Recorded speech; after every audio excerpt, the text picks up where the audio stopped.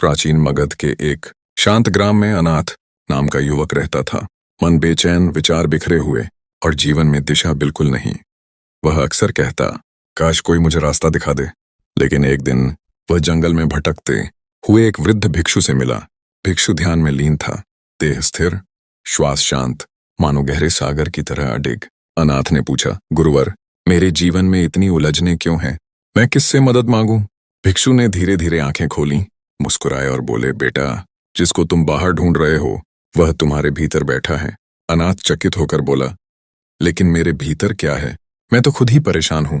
भिक्षु ने एक सूखी टहनी उठाई और मिट्टी पर 2 रेखाएं खींच दी, एक सीधी एक टेढ़ी।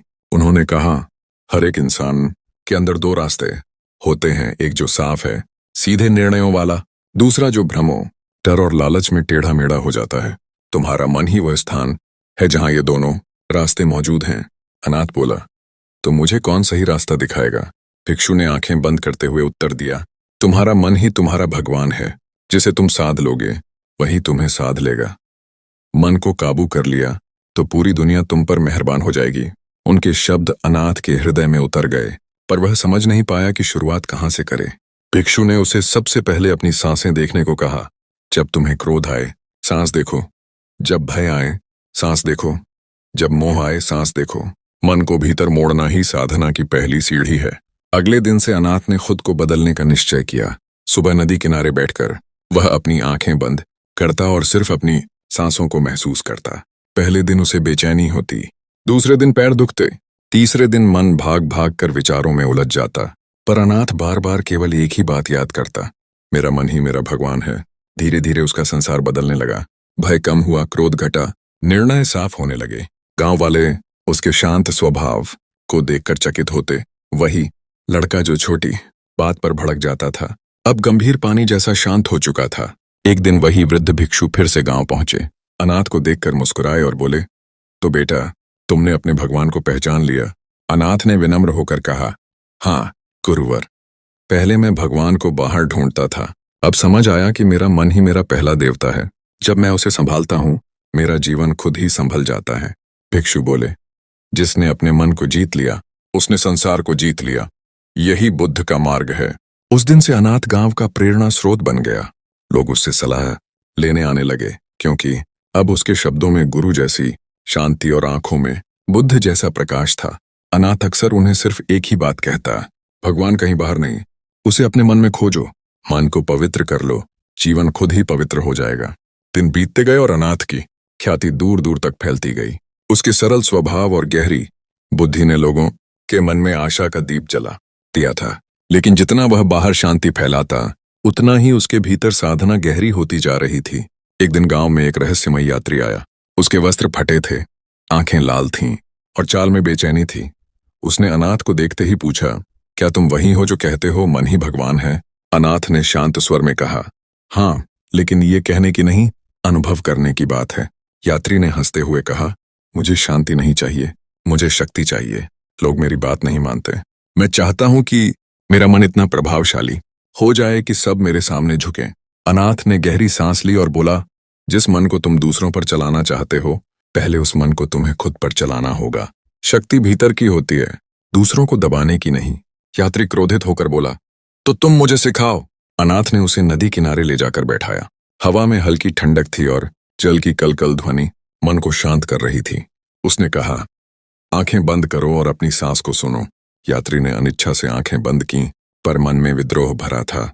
कुछ ही क्षणों में वह चिल्लाया, यह सब व्यर्थ है, मैं यहाँ शक्ति लेने आया हूँ, खिलौने नहीं खेलने। अनाथ शांत रहा। उसने कहा, मन जिस क्षण भागता है उसी क्षण वह तुम्हें बताता है कि तुम अभी तैयार नहीं। मन को जीतना सबसे कठिन युद्ध है, क्योंकि इसमें दुश्मन और योद्धा दोनों तुम ही हो। यात्री यह सुनकर अंदर से हिल गया। वह उठा और दूर जंगल की ओर चला गया। गांव वाले चिंतित हो गए कि पता नहीं वह क्या करेगा। रात बीत गई। सुबह होते ही यात्री वापस लौटा, लेकिन अब उसकी आंखों में क्रोध नहीं, थकान और गहरा दुख था। वह बोला, मैं पूरी रात जंगल में भटकता रहा, मेरे भीतर केवल अंधेरा है, मैं ये अंधेरा मिटाना चाहता हूँ, मुझे सच में सिखाओ। अनाथ ने उसे अपने पास बैठाया और कहा, मन अंधेरा नहीं होता, वह सिर्फ रोशनी भूल जाता है। आओ, मैं तुम्हें वह रोशनी याद दिलाता हूँ। दिनों तक यात्री अनाथ के साथ साधना करता रहा। पहले दिन उसे बेचैनी होती, दूसरे दिन घबराहट, तीसरे दिन गुस्सा, पर अनाथ हर बार सिर्फ एक बात कहता, सांस को देखो, सांस तुम्हें तुम्हारे भीतर ले जाएगी। धीरे धीरे उसके भीतर परिवर्तन होने लगा। जहां पहले क्रोध था, वहां अब थकान के बाद एक अजीब सी राहत आने लगी। जहां पहले ताकत की इच्छा थी, वहां अब समझ की प्यास जागने लगी। एक शाम यात्री ने आंखें खोलकर कहा, अनाथ, आज पहली बार मुझे लगा कि मैं खुद को देख पा रहा हूं। मैं इतना भटक क्यों रहा था? अनाथ मुस्कुराया, क्योंकि तुम अपने मन को बाहर जगाना चाहते थे। भगवान को बाहर ढूंढना आसान है, लेकिन मन को भीतर देखना सबसे कठिन। यात्री ने सिर झुकाकर कहा, तो क्या मेरा मन भी भगवान बन सकता है? अनाथ ने उत्तर दिया, हर मन बन सकता है, बस उसे शांत होने का रास्ता चाहिए। कुछ ही दिनों में यात्री पूरी तरह बदल गया। उसने गांव वालों से माफी मांगी, बच्चों की मदद करने लगा, बुजुर्गों का सहारा बना। लोग आश्चर्यचकित थे कि ऐसा परिवर्तन कैसे संभव है। एक दिन उसने अनाथ से कहा, तुमने मेरा जीवन नया कर दिया। मैं जाना चाहता हूं और दूसरों को भी यह मार्ग बताना चाहता हूं। अनाथ बोला, जाओ, लेकिन याद रखना तुम किसी को बदल नहीं सकते। तुम केवल दर्पण बन सकते हो जिसमें वे खुद को देख लें। यात्री ने उसके चरण स्पर्श किए और दूर क्षितिज की ओर बढ़ गया। अनाथ उसे जाते देखते रहे। हवा में एक गहरी शांति थी। वह जानता था, जब एक मन जगता है तो उसकी रोशनी से न जाने कितने मन जागते हैं। रात गहरी होने लगी। तारों से भरा आकाश मानो कह रहा था, जिसने अपने मन को पहचान लिया उसने दुनिया को पहचान लिया। और अनाथ अपनी साधना में और गहराई तक उतरने लगा, क्योंकि वह जानता था यह यात्रा कभी समाप्त नहीं होती। मन जितना शांत उतना ही दिव्य, मन जितना जागृत उतना ही भगवान। समय के साथ अनाथ की साधना का प्रभाव न केवल गांव पर बल्कि आसपास के कई प्रदेशों पर पड़ने लगा। लोग उसे गुरु, संत, पथ प्रदर्शक सब कुछ मानने लगे, जबकि वह खुद को केवल एक साधारण मनुष्य समझता था जिसने अपने मन को पहचान लिया था। एक दिन सुबह सुबह अनाथ ध्यान में बैठा था कि अचानक गांव की घंटियां बजने लगीं। लोग घबराकर दौड़ रहे थे। धूल के बादल उठते दिखाई दिए। कुछ ही देर में पता चला कि पास के राज्य के सैनिक गांव की ओर आ रहे हैं। वे किसी चोर को ढूंढते हुए यहां तक पहुंच चुके थे और हर घर की तलाशी लेना चाहते थे। गांव वाले भयभीत हो गए। कई लोग अनाथ के घर पहुंचे और बोले, तुम कुछ करो, नहीं तो सैनिक गांव को नुकसान पहुंचाएंगे। अनाथ शांतिपूर्वक खड़ा हुआ और सैनिकों के आने की दिशा में बढ़ गया। सैनिकों का मुखिया कठोर और क्रोधी था। उसने अनाथ को देखकर कहा, हम एक अपराधी को ढूंढने आए हैं, या उसे सौंप दो या पूरा गांव हमारी तलाशी झेलेगा। अनाथ ने पूछा, अपराधी कौन है? मुखिया ने कहा, एक युवक जिसने राजमहल से कीमती रत्न चुरा लिए हैं और यहां कहीं छिपा है।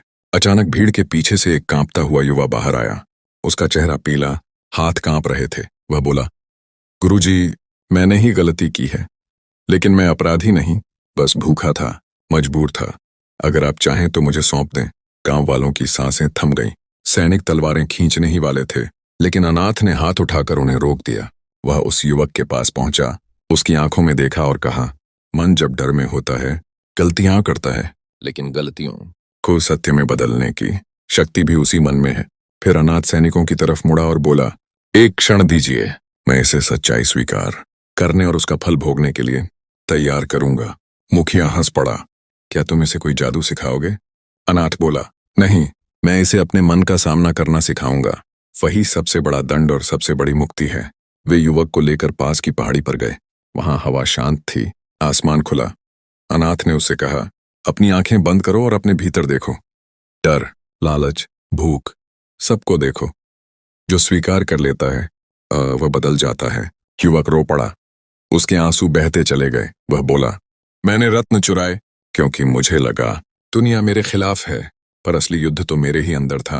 अनाथ ने कहा, जिसने अपने भीतर के युद्ध को जीत लिया उसे बाहर कोई हरा नहीं सकता। कुछ देर बाद युवक खुद सैनिकों के सामने आया और बोला, मैंने गलती की है, दंड के लिए तैयार हूं। सैनिक उसे पकड़ने बढ़े, किंतु मुखिया अनाथ की ओर मुड़कर बोला, यह बदला हुआ कैसे लगता है?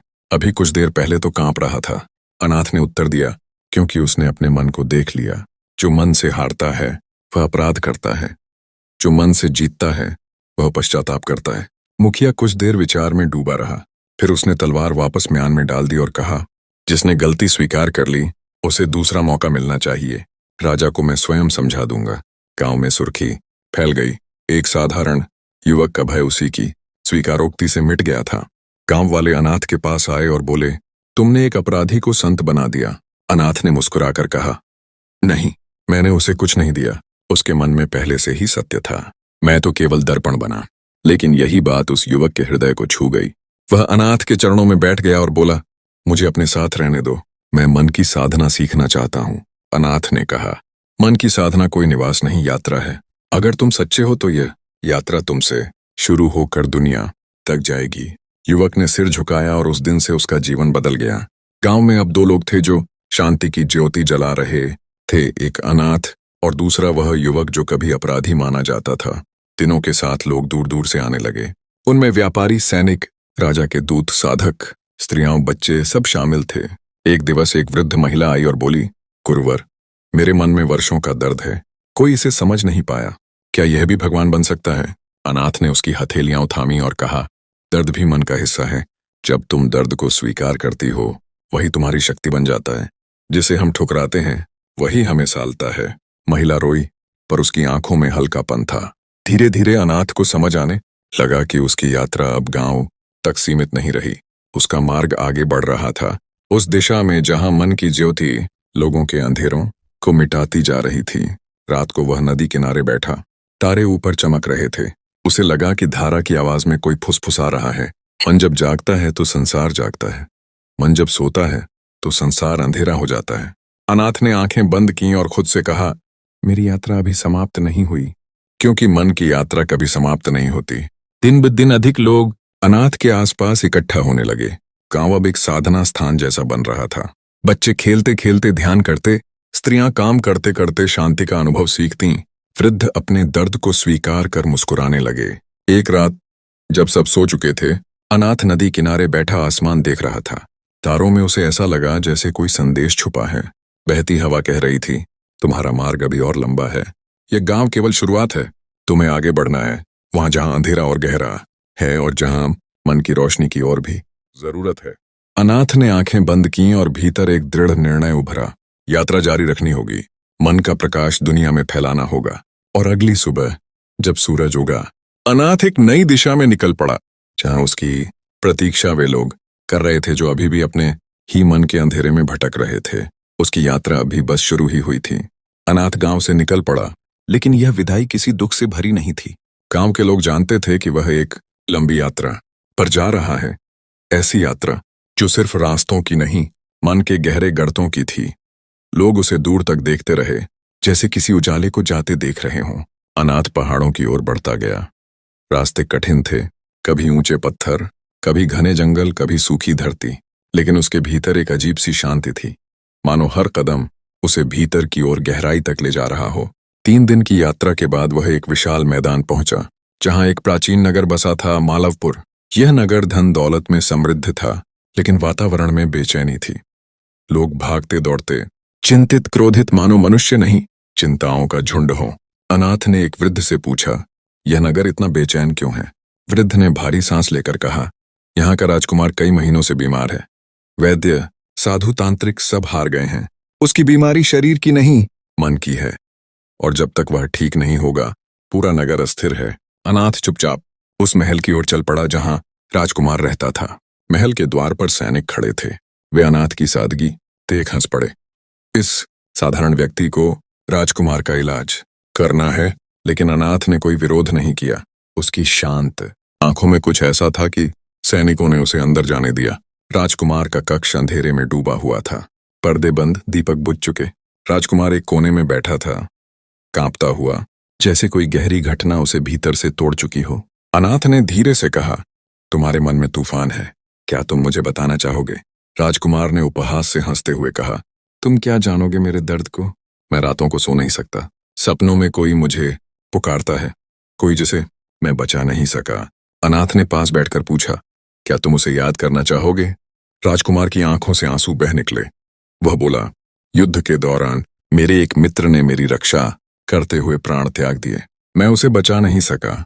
तब से हर रात उसकी आवाज मुझे खींचती है, जैसे वह कह रहा हो कि मैं दोषी हूं। अनाथ चुप रहा। उसने राजकुमार को अपनी सांसों पर ध्यान देने को कहा। पहली बार राजकुमार ने कुछ क्षणों के लिए अपनी सांस को महसूस किया, कांपती हुई, टूटी हुई। अनाथ बोला, दर्द तब गहरा होता है जब हम उसे स्वीकार नहीं करते। तुम अपने मित्र की मृत्यु से नहीं, अपने अपराध बोध से लड़ रहे हो। मन को शांत करने का पहला मार्ग है सत्य का सामना। राजकुमार ने सिर उठाया। उसकी आंखों में उम्मीद की एक किरण थी। अनाथ बोला, मैं तुम्हें भीतर ले जाने में मदद करूंगा, लेकिन तुम्हें अपने भय का द्वार स्वयं खोलना होगा। 3 दिन तक अनाथ राजकुमार के साथ रहा। पहले दिन राजकुमार रोया, इतना रोया कि उसके वर्षों से जमे हुए दर्द ने अपना रास्ता पा लिया। दूसरे दिन वह शांत बैठा, कई वर्षों बाद पहली बार। तीसरे दिन उसने आंखें बंद करते ही एक हल्का प्रकाश देखा, अपने ही भीतर का, जिसे वह भूल गया था। तीसरे दिन की रात राजकुमार अनाथ के सामने आया और बोला, आज मुझे अपने मित्र का चेहरा दिखा। वह मुझे दोष नहीं दे रहा था, वह मुझे मुक्त कर रहा था। अनाथ मुस्कुराया। जब मन सत्य देख लेता है तो दर्द शत्रु नहीं, गुरु बन जाता है। अगली सुबह पूरी नगरी में उत्सव का वातावरण था। राजकुमार स्वस्थ हो चुका था और नगर का भय मिट गया था, लेकिन अनाथ की नजरें दूर क्षितिज पर थीं। वह जानता था कि उसकी यात्रा अभी समाप्त नहीं हुई। राजा स्वयं अनाथ के सामने आया और बोला, तुम जो ज्ञान रखते हो उसे हम सबके लिए छोड़ जाओ, तुम यहाँ रहकर हमारे गुरु बनो। अनाथ ने विनम्रता से कहा, मैं ठहरने नहीं आया हूँ, मैं सिर्फ उन्हें एक बात याद दिलाता हूँ। मन जब शांत होता है तभी जीवन साफ दिखता है। मुझे उन लोगों तक जाना है जहाँ अंधेरा अभी और गहरा है। राजा ने आदरपूर्वक रास्ता खोला। सारे नगरवासियों ने झुककर उसे विदा दी। अनाथ महल से निकलकर पहाड़ों की ओर बढ़ गया। दूर से नगर के दीपक टिमटिमा रहे थे, जैसे कह रहे हों, एक मन जागा तो एक पूरी दुनिया बच गई। रात का आकाश तारों से भरा था। अनाथ ने चलते चलते मन ही मन कहा, मुझे आगे बढ़ना है। जहां तक कोई मन अंधकार में है वहां तक मेरी यात्रा है। और वह अंधेरे में नहीं बल्कि भीतर की रोशनी में चलता चला गया। बुद्ध की बातों ने युवक के भीतर एक गहरी खिड़की खोल दी थी, लेकिन परिवर्तन का रास्ता इतना आसान नहीं होता। वह अगले कई दिनों तक बुद्ध के पास बैठता, उनके मौन को सुनता, उनके शब्दों को अपने भीतर उतरता देखता। फिर भी उसके मन में बार बार वही तूफान उठता, क्रोध, संदेह, असंतोष। एक शाम वह बुद्ध के सामने आया, आंखों में असफलता का बोझ लिए। बोला कि वह बदल नहीं पा रहा, उसका मन उसे बार बार खींचकर पुरानी आदतों में ले जाता है। बुद्ध मुस्कुराए और उसे एक चिराग पकड़ाकर बोले कि जंगल के उस हिस्से में जाओ जहां बिल्कुल अंधेरा है और इस चिराग को बुझने मत देना। युवक बिना कुछ पूछे चल पड़ा। टेंस अंधेरे में हल्की सी रोशनी कांप रही थी। हवा बार बार लौ को झकझोरती थी। कभी पत्तों की सरसराहट उसे चौंका देती, कभी दूर से किसी जानवर की आवाज। वह लौ को बचाने में इतना लगा कि उसे अपने भीतर का डर, गुस्सा, चिंता कुछ याद ही नहीं रहा। घंटों बाद जब वह वापस लौटा तो बुद्ध ने पूछा कि लौ बुझी या नहीं। युवक ने कहा कि वह केवल उसी को बचाने में ध्यान लगाए रहा। बुद्ध ने कहा कि जैसे तुमने इस लौ को संभाला वैसे ही मन की लौ को संभालो। जिस चीज की रक्षा का संकल्प लेकर चलते हो वही संभलती है। अगले दिन बुद्ध उसे नदी के पास ले गए। नदी तेज बह रही थी। बुद्ध ने कहा कि पानी की तरह मन भी चलता है, लेकिन नाविक वही सफल होता है जो पानी को रोकने के बजाय दिशा बदलना सीख लेता है। युवक ने आंखें बंद की और पहली बार उसने महसूस किया कि उसका मन दुश्मन नहीं, बस अनियंत्रित है। उसने मन को रोकने की कोशिश नहीं की, बस उसे देखने लगा। विचार आए पर वह उनसे जुड़ा नहीं, जैसे बादल आते और गुजर जाते। दिनों की साधना के बाद उसके भीतर एक असामान्य शांति उतरने लगी। गांव वाले उसे पहचान नहीं पा रहे थे। उनकी आंखों में वही युवक था, पर चाल अलग थी, बोल अलग था, आंखें गहरी थीं। एक दिन पुराना व्यापारी जो कभी उससे बदसलूकी कर चुका था उसके सामने आया और पुराने ताने भरे अंदाज में बोला कि वह कभी सफल नहीं हो पाएगा। पहले वाला युवक होता तो क्रोध से फट पड़ता, लेकिन इस बार उसके भीतर शांति थी। उसने कहा कि दूसरों के शब्द तभी चोट पहुंचाते हैं जब मन कमजोर हो। व्यापारी चौंक गया।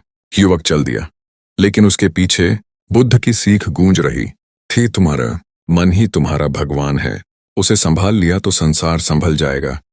समय बीता। युवक लोगों को समझाने लगा कि कोई भी बाहरी शक्ति उन्हें नहीं बदल सकती जब तक वे खुद अपने मन की लगाम नहीं थामते।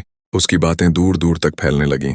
लोग कहते थे कि वह बुद्ध जैसा नहीं, पर बुद्ध का स्पर्श उसके भीतर साफ दिखता है। एक दिन वह उसी जगह पहुंचा जहां पहली बार बुद्ध से मिला था। पेड़ों के बीच से प्रकाश गुजर रहा था, वही शांत वातावरण। उसने वहीं बैठकर आंखें बंद कर लीं। अपने मन को वह पहली बार पूर्ण स्थिरता में देख रहा था। उसे महसूस हुआ कि मन को जीतना संसार की सबसे बड़ी विजय है। उसे महसूस हुआ कि यह यात्रा खत्म नहीं हुई, बल्कि अब शुरू हुई है। हवा में हल्की सी ठंडक थी, सूरज ढल रहा था और युवक के भीतर से एक गहरी शांति उठ रही थी। वही शांति जो केवल तब आती है जब मन स्वयं अपनी रोशनी बन जाता है, गहरी शांति में डूबे। उस युवक के भीतर एक नया प्रकाश जाग चुका था, लेकिन जीवन की परीक्षा किसी को छोड़ती नहीं। कुछ ही समय बाद उसके गांव में सूखा पड़ने लगा, नदियां सिकुड़ने लगीं, खेत फटने लगे। लोग परेशान थे। गांव वाले युवक के पास आए और बोले कि वह बुद्ध से मिली सीख के कारण अलग दिखता है, शायद वह कोई उपाय बता सके। युवक ने कहा कि समाधान भीतर से शुरू होता है, पर लोग असंतुष्ट हो गए। वे बोले कि मन की बातें पेट खाली होने पर काम नहीं आती। युवक चुप रहा, क्योंकि वह जानता था कि उनका दर्द वास्तविक है। एक सुबह वह अकेला जंगल की ओर चल पड़ा, वही रास्ता जहां वह कभी बुझती लौ लेकर गया था। चलते चलते वह एक पुरानी गुफा के पास पहुंचा। वहां उसे एक साधु मिला जो वर्षों से मौन साधना में था। साधु ने अपनी झुकी पलकों के बीच से युवक को देखा और मुस्कुराया, जैसे वह उसके भीतर की यात्रा को पहचान गया हो। युवक ने उसे गांव की समस्या बताई। साधु ने कहा कि प्रकृति को बदला नहीं जा सकता, लेकिन मन बदले तो इंसान समाधान खोज सकता है। फिर उसने युवक को एक छोटी सी थैली दी और बोला कि इसे खोलना तभी जब मन पूरी तरह शांत हो। युवक थैली लेकर वापस आया, पर वह उसे तुरंत खोलना चाहता था। उसका मन बेचैन था। उसने थैली खोलने की कोशिश की, लेकिन जैसे ही वह ऐसा करता, उसका मन किसी न किसी विचार में उलझ जाता। उसे साधु की बात याद आई, मन शांत हो तभी खोलना। उसने कई दिनों तक ध्यान किया। गांव वाले इस दौरान उसे ताना देते रहे कि वह सिर्फ बैठकर आंखें बंद कर रहा है, उनसे कोई मदद नहीं कर रहा। पर युवक जानता था कि अधीरता से समाधान नहीं मिलेगा। आखिरकार एक शाम, जब सूर्य धीमे धीमे पहाड़ियों के पीछे जा रहा था, उसने महसूस किया कि उसका मन बिल्कुल स्थिर हो गया है। उसने धीरे से थैली खोली। अंदर सिर्फ कुछ साधारण सी बीज थीं। वह पहले तो चौंका, फिर हंस पड़ा। उसे समझ आ गया था कि समाधान जादू में नहीं, धैर्य में है। उसने उन बीजों को गांव के सबसे सूखे हिस्से में बोना शुरू किया और लोगों को भी साथ लाया। पहले तो लोग हंसे, पर युवक के विश्वास ने उनमें भी विश्वास जगा दिया। सबने मिलकर बीज बोए और रोज थोड़ी थोड़ी पानी की व्यवस्था की। कुछ हफ्तों बाद जहां केवल सूखी धरती थी, वहां छोटे छोटे हरियाले पौधे उगने लगे। लोग आश्चर्यचकित रह गए। उन्होंने लंबे समय बाद उम्मीद की हरियाली देखी थी। पौधों के उगते ही आसपास का माहौल भी बदलने लगा। मिट्टी नमी पकड़ने लगी, हवाएं ठंडी होने लगीं और छोटे छोटे बादल फिर से आसमान में दिखने लगे। यह प्रकृति का धीमा लेकिन सच्चा उत्तर था। गांव वालों ने युवक को घेर लिया और पूछा कि यह कैसे हुआ। युवक ने कहा कि बीज तो बस प्रतीक थे, असली शक्ति उनके मन की एकता और धैर्य में थी। लोग पहली बार समझ पाए कि उसका मन की शक्ति पर दिया गया उपदेश सिर्फ शब्द नहीं था। एक दिन वह उस साधु से मिलने वापस गुफा पहुंचा। साधु ने पूछा कि क्या उसने थैली खोल ली। युवक ने सारी घटना बताई। साधु हंसकर बोला कि बीज साधारण थे, पर अगर मन शांत न होता तो तुम उन्हें बोने का साहस भी नहीं जुटा पाते। समाधान कभी बाहर नहीं, हमेशा भीतर जन्म लेता है। युवक वापस लौट रहा था कि अचानक बारिश की तेज बूंदें गिरने लगीं। वह भीगता हुआ मुस्कुराने लगा।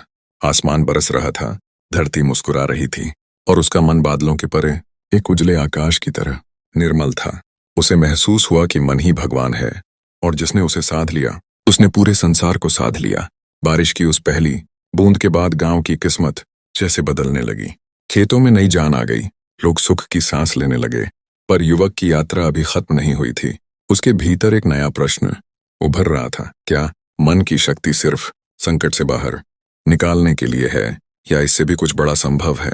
उसी प्रश्न के साथ वह एक सुबह नदी किनारे बैठा, पानी की हलचल देखते हुए।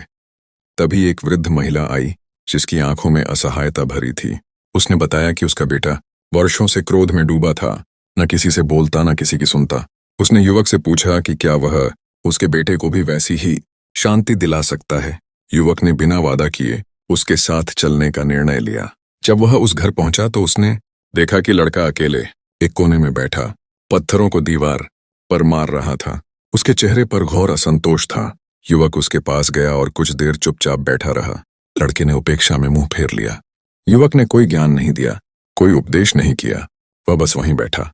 कुछ देर बाद उसने लड़के के सामने एक खाली कटोरा रखा और बोला कि जब मन भर जाता है तो बाहर फेंकता है, लेकिन जब मन खाली हो तो वही बाहर की दुनिया को रोशनी देता है। लड़के ने ताना मारा कि यह सब बेकार की बातें हैं। युवक मुस्कुराया और बोला कि उसे जैसा लगे वैसा करे, पर वह रोज बस 5 मिनट उसके साथ शांत बैठा करेगा। अगले कई दिन बीत गए।